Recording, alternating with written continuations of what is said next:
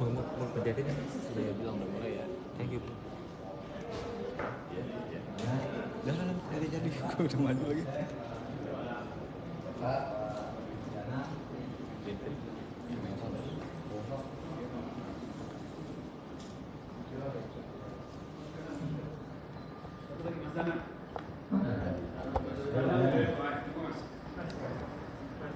Saudara,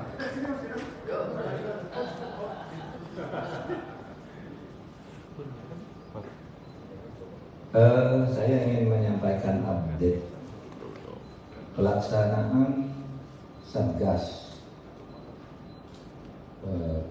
kasus tindak pidana pencucian uang yang ramai pada bulan Maret, dan kemudian DPR meminta ini tidak diselesaikan di DPR tapi diselesaikan di pemerintah. Dan untuk menyelesaikan di pemerintah itu sudah dibentuk Satgas Tindak Pidana Pencucian Uang yang dulu nama-namanya sudah diumumkan. Hari ini kami rapat daring dan luring. Yang daring ini hadir bersama saya di sini. Kalau saya di sana ada Pak Danang Widoyoko, ada Pak Yonis Hussein, ada Pak Sugeng Purnomo, ada Kepala PPATK Iwan Yustiandana, ada Pak Udor Deputi 5, ada Pak Ahmad Santoso Masota, kemudian ada Mas Rizal Mustadi, ada Mas Budi Kunchoro yang di luar. Nah, yang dari daring tadi banyak, ada dari Jogja, Medan, Jakarta dan sebagainya. Apa hasil dari ini? Hasil teman ini bahwa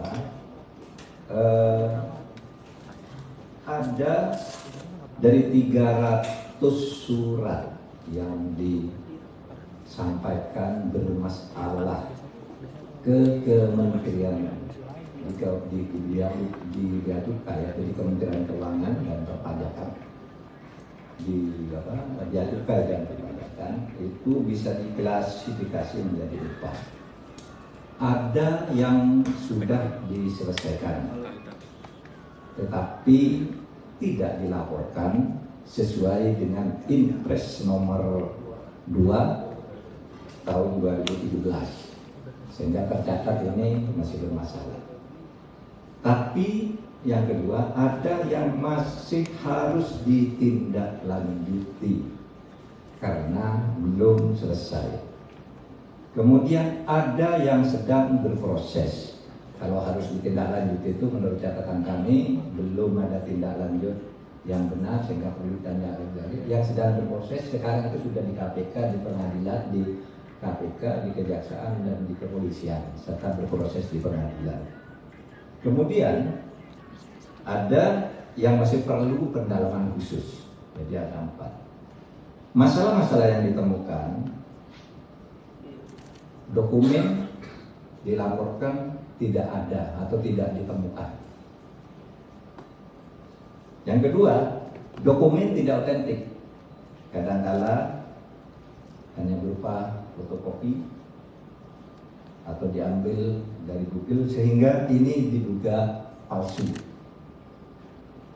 Kemudian ada yang sebenarnya merupakan gabungan antara tindak pidana dan tindakan pelanggaran disiplin administrasi, tapi baru diselesaikan di tingkat disiplin. Pidananya tidak ditindaklanjuti. Lalu banyak yang tidak mematuhi instrumen teknis yang disediakan oleh dunia internasional mengenai tindak pidana pencucian uang. Lalu yang sering menjadi tempat sembunyi ini dibilang ada diskresi untuk tidak dilanjutkan. Nah, ini yang akan kami cek, siapa yang memberi diskresi dan apa alasannya. Nah ini. Nah, saudara, yang menjadi perhatian di dalam proses panjang itu di publik adalah masalah surat nomor 205 yang menyangkut dugaan pencucian uang sebesar 189 triliun. Ini direkomendasikan untuk diusut melalui Bareskrim Mabes Polri.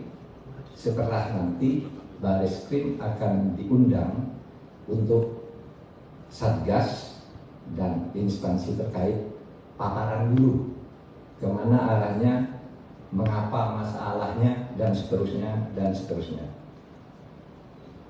Dulu ada satu kasus juga yang diminta agar diteruskan, yakni kasus yang menyangkut tersangka atau terduga, sudah tersangka dulu. Kasus dugaan yang dilakukan oleh seseorang bernama OAW. Itu waktu itu dihentikan dan tidak ada tindak lanjut dari APH. Ini nanti supaya dibuka kembali.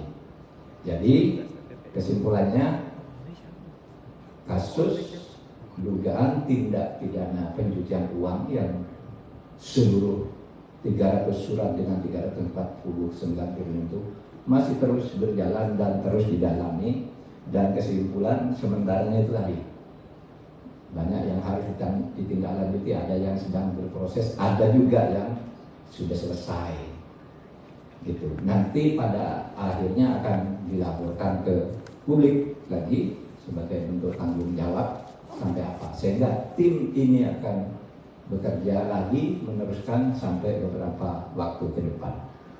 Hal-hal yang lebih detail tentang ini kalau diperlukan, ini Pak Sugeng selaku ketua Satgas itu akan bisa memberi penjelasan kalau ada yang ingin ditanyakan.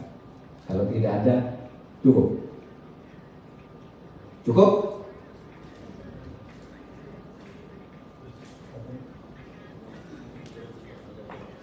Ya.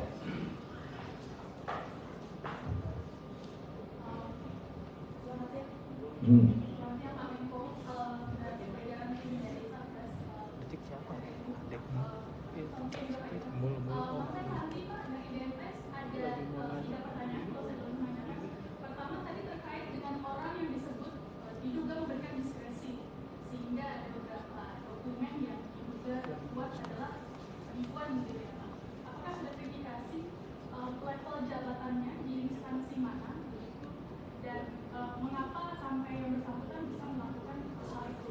Kemudian yang kedua, tadi Pak Menko juga menyebutkan bahwa ada beberapa pegawai yang hanya diberikan sanksi sebatas pemberhentian, gitu, sanksi disiplin maksudnya, tapi tidak ada kelanjutan tindak pidana. Apakah ini artinya nanti ke depan akan direkomendasikan adanya tindak pidana terhadap beberapa pegawai yang bersangkutan? Dan yang ketiga tadi yang OAW itu Pak, yang kasusnya dihentikan, waktu itu mengapa ya alasan kasusnya dihentikan? Apakah kurang barang bukti gitu, atau ada pihak-pihak yang mencoba untuk menghentikan kasus tersebut agar tidak lanjut? Itu saja. Terima kasih Pak. Sebelum dijawab lebih teknis, saudara, kalau soal diskresi di dalam hukum itu boleh, ya, memang asas kemanfaatan boleh dilakukan oleh pejabat tertentu. Ini boleh dibiarkan daripada ini, kan ada hukum itu ada kepastian, ada keadilan, ada kemanfaatan. Tetapi yang mau kita selidiki apa betul siapa yang minta diskresi ini dan apa alasannya. Nah, ini belum bisa dibuka sekarang, itu bagian Satgas ini gitu. Karena seringkali orang mengatakan ini perintah atasan gitu. Sudah ditanya ke atasannya, tidak ada. Kayak yang kasus Panji Gumilang itu sudah ada, sudah saya tanya, Anda begini, tidak tuh. Ya kita ambil, kan gitu. Jadi terkadang orang pinjam nama orang, ya ini apa betul apa enggak, gitu nanti kita cari. Nah yang lain nih Pak Sugeng. Terima kasih Pak Menko. Terkait pertanyaan tadi masalah level jabatan tertentu, ini kan masih kita lakukan pendalaman karena informasinya baru awal. Kami baru lakukan rapat terakhir itu tanggal 7 dan 8, itu yang pertama. Kemudian yang kedua yang terkait dengan diskresi dan data-data tadi, ini memang perlu ada pendalaman. Tapi yang pasti begini, kita akan melakukan ini bersama-sama. Kalau kemarin polanya kita serahkan pada lembaga yang menerima. Katakanlah kalau kita bicara 189, kita hanya serahkan pada teman-teman bea cukai. Karena mereka yang melakukan pertama kali. Tapi dalam perkembangan kita minta pajak masuk.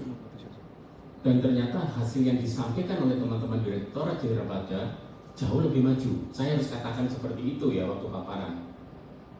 Sehingga kami berharap setidaknya pajak bisa menemukan angka-angka yang mestinya bisa ditagihkan kepada subjek pajaknya, sehingga nanti ada penerimaan negara dari sisi pajak. Kemudian kami melihat ada dugaan kemungkinan tindak pidana lain, di antaranya masalah tindak pidana di bidang katakanlah pertambangan liar, termasuk dugaan tindak pidana lainnya. Maka kami bersepakat minta persetujuan Pak Menko dan tadi Pak Menko sudah menyetujui, kami rekomendasikan kepada Baris-Krim. Tapi mekanismenya adalah Satgas akan mengundang Baris-Krim, mengundang BC supaya paparan. Sehingga nanti ada respon dari Baris-Krim tentang tindak lanjut dari temuan ini seperti apa. Di samping itu nanti harus ada sharing informasi dan data. Apa yang sudah didapatkan oleh BC itu mestinya juga bisa dilansir ke teman-teman Baris-Krim untuk menyelesaikan tindak lanjut proses hukumnya. Jadi sementara itu ya. Terima kasih. Apa? Pak, dari Kompas ini Pak, dari temuan yang sudah didapatkan oleh Satgas TPPU ini, apakah ada data terkait pegawai Kementerian Keuangan yang dijatuhi sanksi Pak? Banyak tadi ada sekian diberhentikan, sekian masuk pidana, sekian. Itu banyak. Nanti tinggal itu masih nanti di laporan akhir aja. Kalau nggak salah ada 9 tadi ya. Berapa itu? 8. Ya silakan. Jadi setelah Satgas ini terbentuk, ada 8 laporan yang sudah diselesaikan. Dengan rincian 8 diberhentikan. Ya, 8 diberhentikan. Tapi diantaranya ada juga yang lepas jabatan. Tapi ada juga yang masih dalam proses. Tapi 8 surat itu menyangkut 15 pihak. Jadi Satgas ini terbentuk ada gitu loh, actionnya. Sehingga memang ada pihak yang memang bersalah kemudian dijatuhi hukuman disiplin ya. Terima kasih. Jadi kalau yang pidana itu misalnya sudah di depan mata kita itu adalah alun, itu memang masuk di surat 300 itu. Kemudian ada perangin, angin perayaan itu kan sudah proses pidana, ya kan? Itu kan pegawai Kementerian Keuangan. Jadi ada yang pidana, jangan khawatir. Dan itu juga sedang berjalan yang di Suta. Cukup ya? Prof.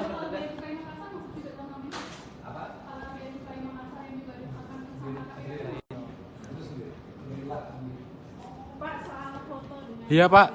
Dikit Pak. Dikit Prof. Dikit aja Prof. Nanti aja tanya dia. Oh iya kita